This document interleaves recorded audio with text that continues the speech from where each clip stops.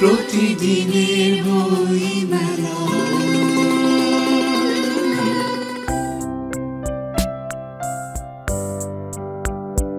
মেলা কথা হলো কবি রাসেল আশিকির সাথে। তিনি আমাদের সাথে কথা বলেন তার নতুন বই নিয়ে। দেহবাতি এটি মূলত মহাকাব্য।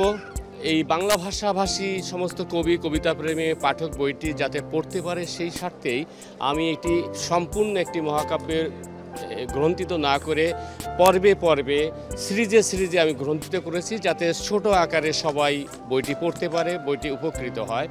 আর এই বইটি বৈশিষ্ট্য হচ্ছে যে এই বইটি নতুন শব্দ, উপমা, মেটাফোর, মেটাফিজিক্স এবং নতুন ভাবনায় সমৃদ্ধ একটি মানুষ নামের একটি অন্তর্গ্রহ, এবং অবশ্যই একই সাথে একটি নতুন শিল্পেরও শিল্পভূমি।